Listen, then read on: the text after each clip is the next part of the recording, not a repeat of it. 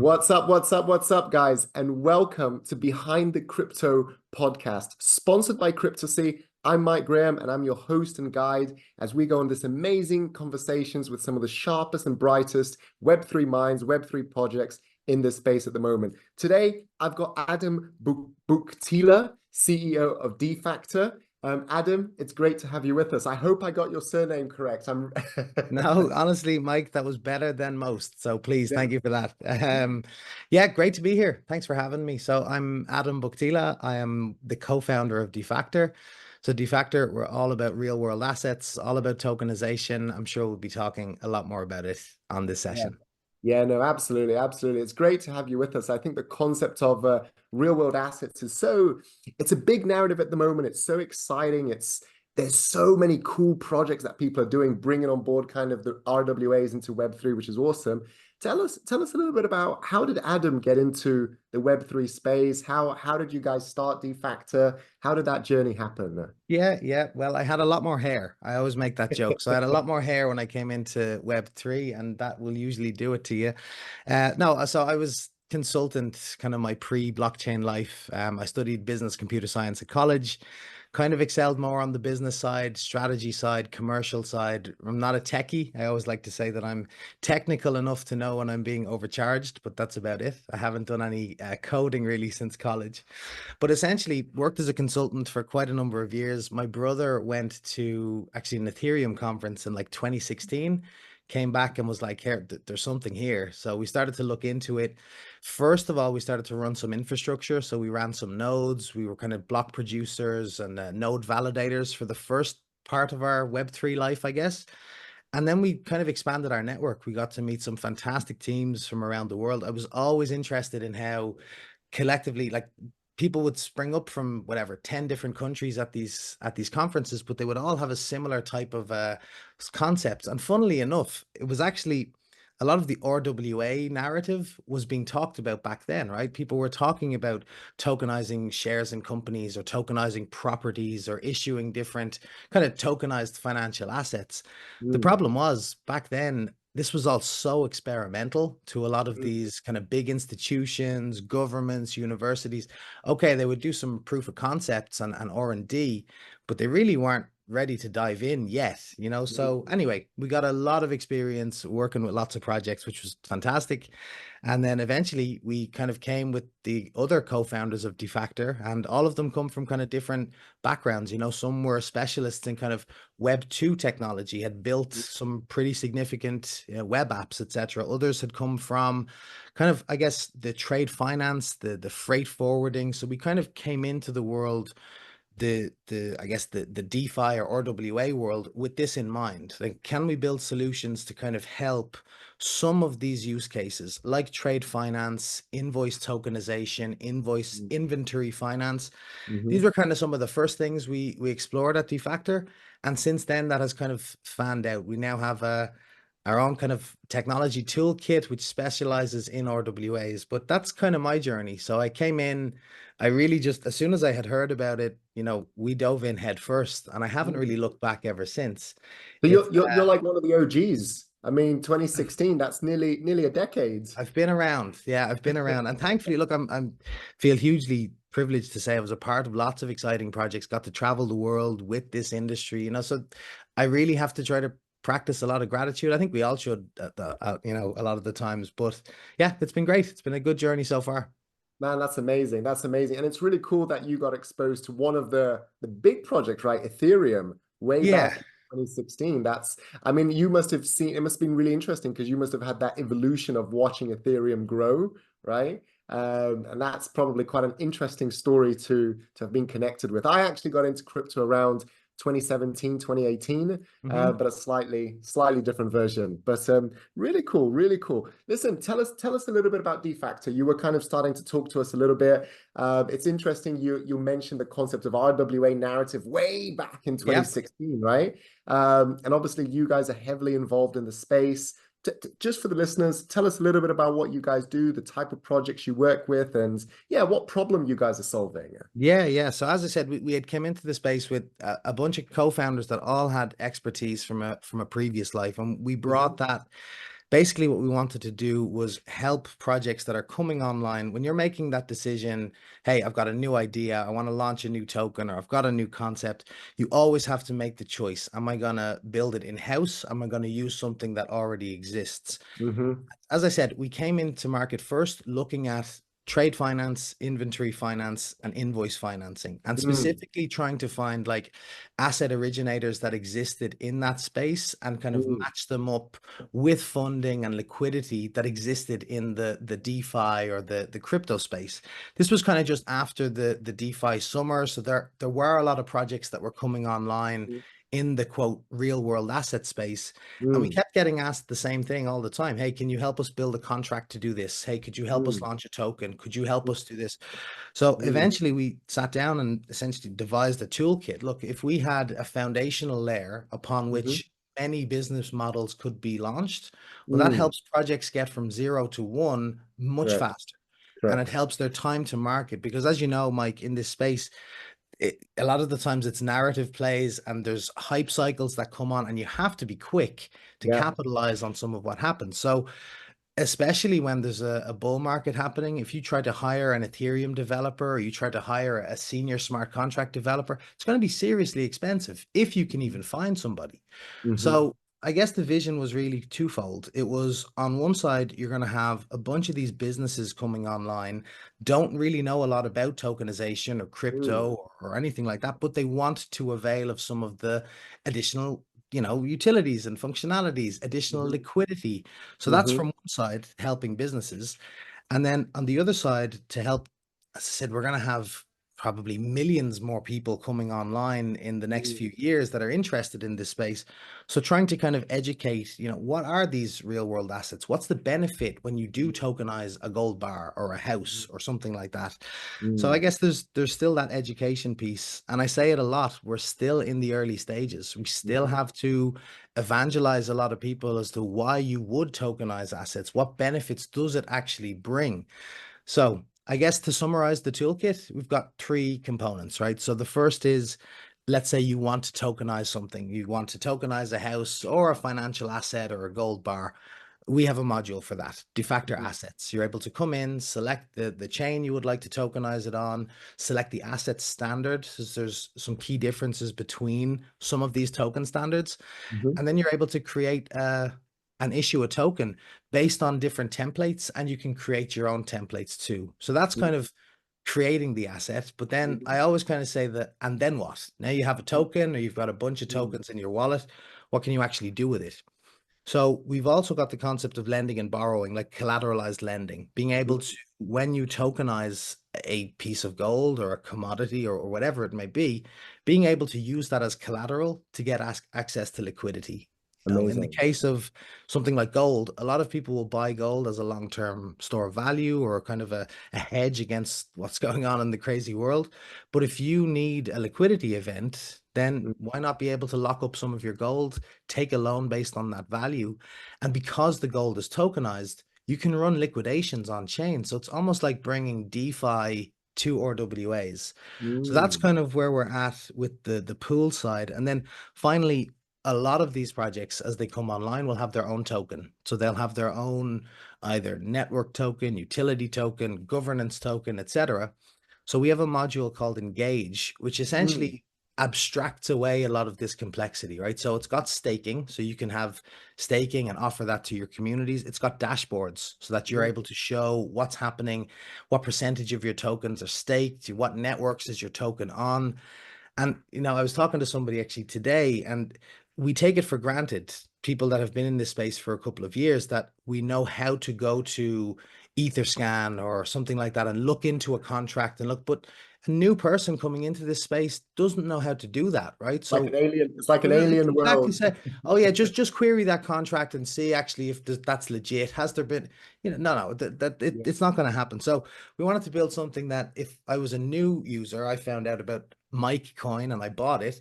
Now I say, okay, what is this? Now I can go on to engage.mikecoin.com and I That can sounds see, great. yeah, you like it, I'm in. And then you're able to see what's going on, right? So it's kind of brings some of those crypto power user concepts Yeah. to maybe not power users. So it's staking, it's also governance, and we've got some pretty cool modules that are coming too. So that's the toolkit in essence. It Makes doesn't sense. have to be used all in one. It can be used independently. If you already have a token, you could use pools or you could use Engage. Or if you're Mhm. interested in launching or issuing a token, then you can come and talk to us about Defactor assets. I love that concept that you mentioned there, making something that's quite complex actually, right? Looking at a contract, understanding that. I remember the first time I did that, I was just like, what am I looking at Yeah. here? And just going through that. But I think that's a big hack that Web3 will go through, like an evolution process of making that really complex information really simple Yeah. for the mass, Yeah. the mass volume to digest, right? Really interesting. Let me ask you a question. Maybe I'm quite intrigued in your answer actually in this. I work a lot in RWA space. I see many different reasons why people tokenize and what they're looking to achieve. From your experience, obviously within Defactor, what do you think are maybe like the one or two top reasons why people are going through that tokenization process? Like what intrigues them to do it? It's a great question. And to be honest, it does depend on the asset, right? So if it's a commodity or if it's a financial asset, there would be some different reasons. And usually it's about getting access to different sources of liquidity, Mm-hmm. etc. But in the case of, let's say, real estate or luxury watches, something like that, it could be fractional ownership. It could be able to have markets that are tradable 24 hours a day.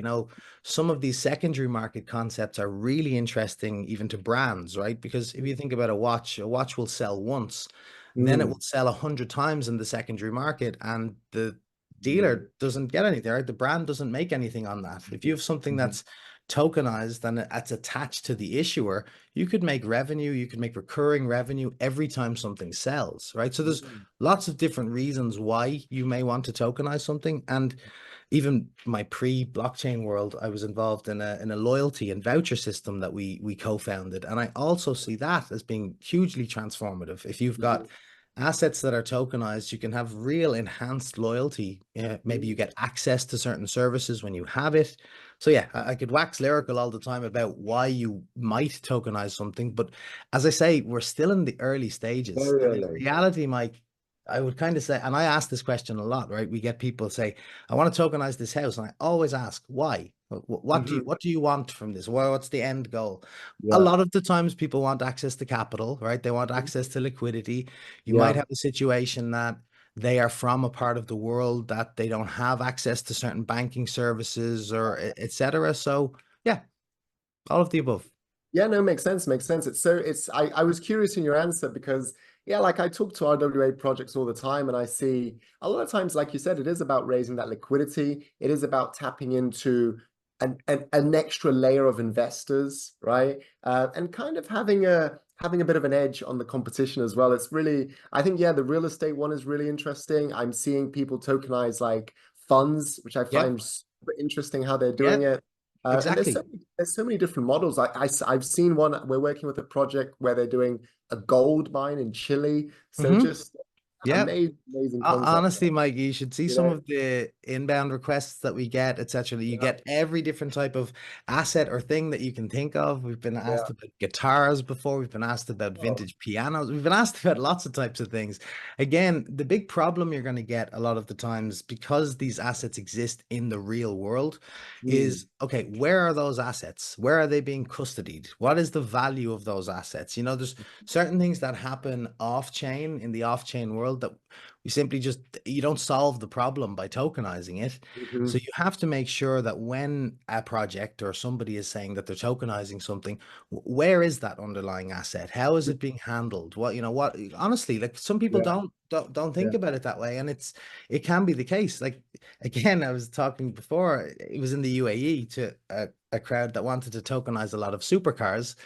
And I Mhm. said, and then what happens to the supercars when they're say, oh, we'll drive them? And I was like, well, if I'm going to buy this token and then somebody's out driving a car, I don't know. It's just Yeah. you have to look at what's the reason for tokenizing it? Where are those assets? Where are they being custodied? But then, as I say, when you have that, it taps into lots of different things that you could do. We touched on the lending and borrowing aspect, fractionalization. There's a lot Mhm, of things you could do. But I think probably the most important, Mike, is the access, right? As I mhm, said before, people from certain parts of the world don't have the ability to buy treasury bonds or financial assets, or invest in a tokenized real estate investment trust or something like that. Mm. If you said that in certain parts of the developing world, hey, you can get access to assets that will yield 10%, 12%, Mm. 15%. It's unheard of. They don't have Yeah. that access. So I think that's probably the most transformative element to it, if we can sort out a couple of the onboarding challenges like we talked about, because Yeah. it's not a technology problem at the moment. Mhm. It's an onboarding problem. It's a, Yeah. it's a user experience problem. Yeah, That's what it is. I fully agree with you on that. It's so fascinating just hearing you talk about this because, when we do, obviously, when we do our marketing process, community growth process for RWA projects, there is a little bit, there's still an evolution that needs to be made in that onboarding process, right? Correct. Before, like ideally the user journey should be they go onto a website, they don't even know that they're engaging in Web3. They just know that they're getting some return, some yield, whatever it is. Yep. Boom, they make their payment in fiat, whatever. In the back end, somehow blockchain gets involved.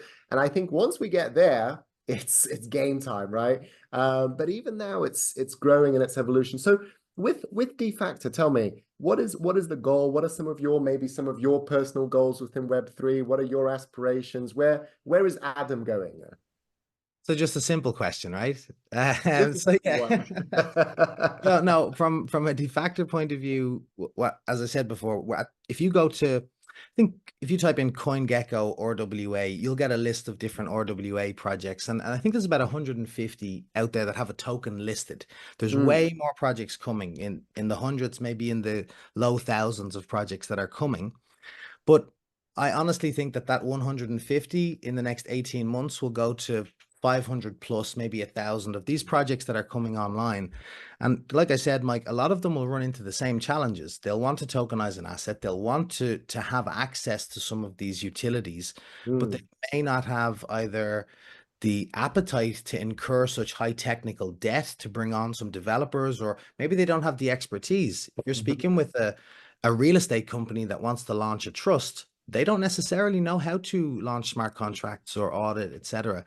So I see from Defactor, we want to be that option as people come online to say, oh, why not just use Defactor? Use yeah. those tools to get us to that stage. And then if we need to rebuild something, or if we need to, launch something else, fine. But you've already established that product market fit. You've already got some customers and you've already Mhm, got some traction. And there are those three things that if you can nail, okay, mhm, then maybe it warrants having an mhm, in-house tech team or having a lot of these concepts that you can build yourself. So yeah. from a de facto side, that's what I want to be. I want to be that option as projects come online, that they're able to use our technology. And then we've got some other aspirations from the B2C side. We've got another initiative which is launching very soon. I'm not going to say the name of it, but I think a lot of people will know what I'm talking about. And that will hopefully be able to, I guess, as I said, that education piece, but also as more people come online, so more B2C, they'll be able to see some of these projects. They'll be able to Mm, see some of these investment opportunities. And as the space grows, hopefully we grow with it.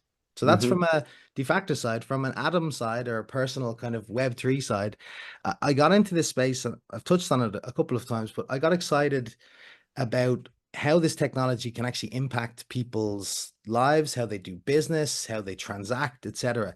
I'm lucky to say that I'm from Ireland. I live in a place that we have a lot of trust in the government and in the systems, etc. But that same cannot be said for a lot of people that are in the world. And yeah. getting access to some of these financial assets, or indeed just some of this technology, that really excites me. That's when I started to get when the kind of light switch went in 2017. I was talking to projects that were trying to, launch new tokens in sub-Saharan Mm, Africa, and they were trying to do energy tokenization projects around Southeast Asia. And it was these things that really kind of got my juices flowing. And I actually mm, think we're getting to that point now where these projects can start to come online and you can yeah. start to see a difference, because in those places I mentioned, sub-Saharan Africa or some places in Southeast Asia, they skipped a whole generation of technology, and a lot of people just went straight to smartphone, right? So Mhm, mhm, straight to smartphone to now being connected and now getting access to some of these,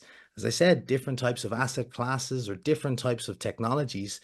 That's exciting to me. So if Yeah. I can expand what we're doing at Defactor to help those parts of the world as well as some others, yeah, I'll be a happy man. Yeah, no, it's really cool actually. It's really interesting listening to you talk about the energy tokenization. Like we're working, for example, with a project that's they've tokenized a hydrogen fund, right? Mm, Based out of where are they based out of? North Africa, I believe, right? Morocco. And just really fascinating listening to them. And even I think what I love about the RWA concepts is exactly what you're saying is that there's that link between the real world, there's that link between Web3, and actually what is so exciting about territory, like I'm originally from Brazil, but you know, geos like South America, hmm. Africa, Southeast Asia, Yep. where actually maybe they were technologically behind, let's say a little bit, than the Western world. They actually have a huge opportunity with this to leapfrog, right? Yep. Because they don't have the infrastructures holding them back. They don't have that setup already. It's like you're saying, they can literally just go from smartphone to smart contracts to tokenized, right? Yeah, And as long it's as the education is there, exactly. right, As long as people right. know what they can do, and as long as they can trust the services that are being provided, right? And Yeah. unfortunately, That's we a are big one. still, That's a big yeah, one with yeah, three, right? The trust on services, yep, you know, because yeah, there's so many scams and so many rug balls and all that kind of nonsense, right? there are. So it's interesting Web3, right? Because you know, the more you get into it, the more you, I mean, I'm sure you'll agree with this, the more you work in it, you realize the magic of it, right? But when you talk to someone outside of Web3, right? Someone who's not a Web3 native, their initial reaction is like it's a scam, right? Yep. And it's the Hmm. scams it's like bad news travels further, right?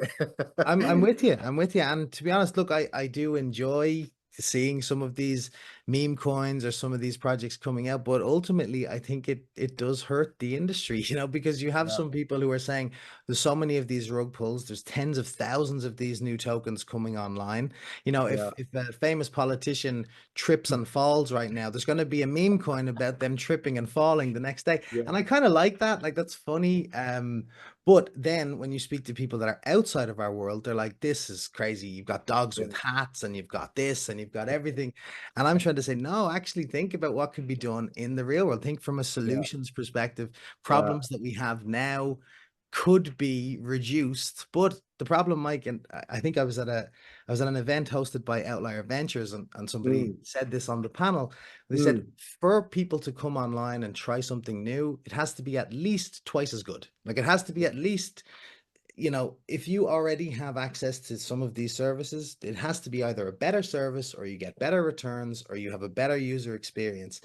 And I yeah, feel like we're still not quite there, right? From yeah. a even from a yield point of view, you've got access to yields in RWA that are in maybe the high single digits or low teens. And to some Mm, of the crypto community, that may be not very exciting. To some of the mhm. TradFi communities, it may be, but still, there's that point that needs to kind of catch up. So I've mixed feelings about the meme coins and everything here. But I always tell anybody who's coming in, look, don't play with any money that you're not afraid to lose. Always go into these things knowing that it could just go to zero. But I'm Yeah, much more interested in projects that are real, that have a real yeah, person, a real people behind them, yeah.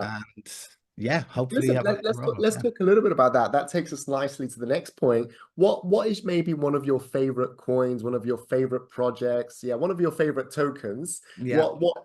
Yeah, what is one of your favorites? Yeah, I'm way too biased if I say Defactor, so I'm not going to say that. I was gonna say no. Yeah, yeah. So I'm not going to say that one. Look, I was getting very excited about Solana and what was happening there, etc. Again, with all the meme coins and stuff that's going on, I'm not quite sure. There's some really, really great projects out there. I say projects rather than tokens because that's the way I think. I think about what's the opportunity here for getting thousands or millions of people online, which could then lead to the token going crazy. So I'm Mm, not a trader, I'm not a speculator on that side. I think, and maybe it's a slight contradiction to what I just said. I think I probably still am a little bit of a Bitcoin maxi, right? I know that we don't know who Satoshi is. He's an anonymous person, but still, I think as a store of value, I think as a hedge against what's going on in the crazy world, and with mm. all the exciting things happening with Lightning and BRC20s, ordinals, etc. Yeah, I think I Bitcoin is still the daddy for me. The OG. Yeah, for sure, for sure. No, good stuff, good stuff. And look, just to maybe last topic to discuss. I think this will be something really interesting. I think I already know your answer, but what is the narrative at the moment within Web3? There's quite a few, right? What is the narrative at the moment that you're really bullish on, that you would say, you know what, this is something that I'm really, I think I know your answer, Yeah, but you think yeah. I think you know the answer, so I would say RWAs. But if I was to put that to the side, so real world assets aside, I think a lot of what's happening or some of the potentials with DePIN or some decentralized infrastructure projects could be very exciting. 100%. AI, like we're all seeing what's happening with some of the LLMs and AI models out there. The convergence of AI and Web3, I think, could be very, very transformative. And Yeah. even from an RWA side, we're investigating this. How can you have large language models or models that people could come in and start to query RWA data and say, hey, what are these projects that are being tokenized? Or even on the other side, how do I tokenize my house and be able to get instructions on that? Because Yeah. while it is different in different jurisdictions, there are a lot of things that follow the same kind of rules. And with some regulations like MiCA, etc., coming online, it gives a little bit more clarity to what you can and can't do with the Yeah. token. So I'd say, yeah, if I was going to pick, I'd say DePIN slash some of what's happening on the AI convergence of Web3 AI space. I think the AI, yeah, it's a really big point, that, right? The AI narrative coming into Web3 could be like when you were talking earlier about the experience has to be better, the experience has to be, add more value than what Hmm. people already have access to. I think that like a relationship between AI with RWAs or with DePIN or with DeFi, but the AI elements could be the key that almost opens that floodgate, right? Yeah. And I think that's a really, really, watch the space kind of thing, right? Yeah, potentially. And then if you have, again, smart contracts that are tied up to some of these things that could action on certain events, you never know. Like you could build some really, really interesting things. But even back to your point earlier on being able to sieve through some of the technical jargon, or if you don't know how to query contracts or do anything, why not have an AI coach that you're able to say, hey, is this contract legit? And they're able to look at the transaction history of a contract and say, yeah, look, we can see based on the activity of this contract that it's got a lower risk score than another contract that's just been generated yesterday and it's trying to get your money. Like a lot of regular users won't know how to do that. But if you had an assistant where you could say, hey, help me out here, buddy, and then it could query the contract, some Mm. cool projects being worked on in that space too. And that would be amazing, because that would kind of tick that big trust, Mhm. question mark that people have when they're coming into Web3, Yeah. right?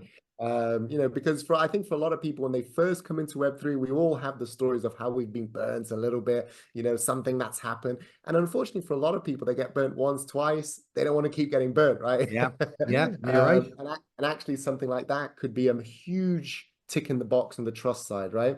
So look, awesome conversation. I've really loved it. I've loved learning your insights and seeing kind of some of the golden nuggets that you've shared with us. So thank you. Last one I'm going to ask you for.